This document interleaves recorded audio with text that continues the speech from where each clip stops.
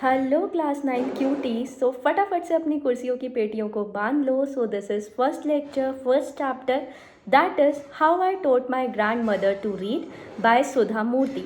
तो चैप्टर के नाम से ही समझ में आ रहा है सुधा मूर्ति ने अपनी दादी को पढ़ना सिखाया, राइट। सो सुधा मूर्ति अपने बचपन के बारे में बता रही हैं। जब वो 12 साल की थी, वो अपनी दादी के साथ कर्नाटका के एक छोटे से विलेज में रहती थी। उनकी दादी को, यानी कि सुधा मूर्ति की दादी को कहानियाँ सुनना बहुत पसंद था, बट उन्हें पढ़ना और लिखना नहीं आता था। अब उनके विलेज में क्या होता है, वीक में एक बार मैगजीन्स आती हैं। अब सुधा मूर्ति की दादी को एक मैगजीन सुनना बहुत पसंद था, दैट इज़ कर्मवीरा। उस मैगजीन में था क्या ऐसा, उस मैगजीन में काशी यात्रा के बारे में लिखा हुआ था। क्या लिखा हुआ था काशी यात्रा के बारे में?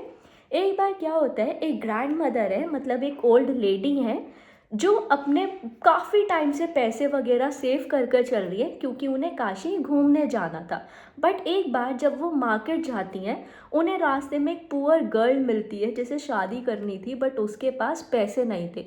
जो वो महीनों से, सालों से जितनी भी सेविंग्स कर रही थी, वो उस पुअर गर्ल को दे देती है। तो ये सारी चीज़ें देखकर सुधा मूर्ति की जो दादी थी, वो बहुत ज़्यादा उस स्टोरी से अटैच थी और उन्हें खुद भी होली पिलग्रिमेजेस पर जाना बहुत पसंद था।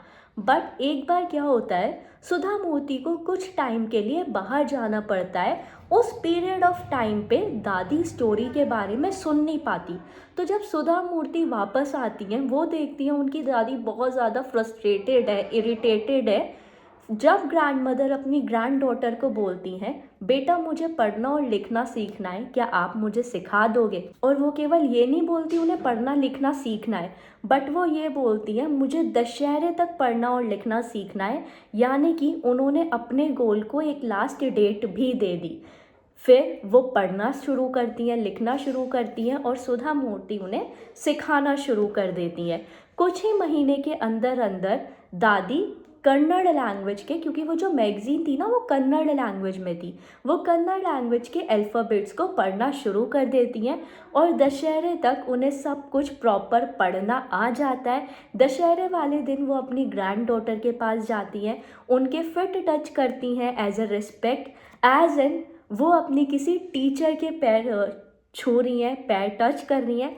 ये सारी चीज़ें देखकर सुधा मूर्ति बहुत ज़्यादा स्टन हो जाती है, नम हो जाती है और वो खुशी की वजह से रोने लगती हैं। जब उन्हें एक चीज़ रियलाइज़ हुई कि सीखने की कोई उम्र नहीं होती। अगर आपका मन है, आपके अंदर डेडिकेशन है, आप किसी भी एज में सीख सकते हो, पढ़ सकते हो, लिखना सीख सकते हो, राइट। सो आई होप ये आपको क्लियर हुआ होगा। सो इस चैप्टर में बस यही था। आई होप ये आपको क्लियर हुआ होगा। बाकी अगर आपको इस चैप्टर के नोट्स चाहिए, सो फटाफट से कमेंट सेक्शन में अपनी ईमेल आईडी ड्रॉप कर दो, नोट्स आपके पास आ जाएंगे। बाकी नेक्स्ट वीडियो में next chapter, next question answers हम लोग डिस्कस करेंगे। सो चैनल को सब्सक्राइब कर लो। बाकी आपको ये स्टोरी कैसी लगी, समझ में आई नहीं आई, जो भी आपके रिव्यूज़ हैं वो भी आप लोग कमेंट सेक्शन में ड्रॉप करना, सो दैट नेक्स्ट लेक्चर में वो सारी चीज़ें मुझे हेल्प। बाकी याद रखना, ज़िद्दी होगा दिल तभी मिलेगी मंजिल।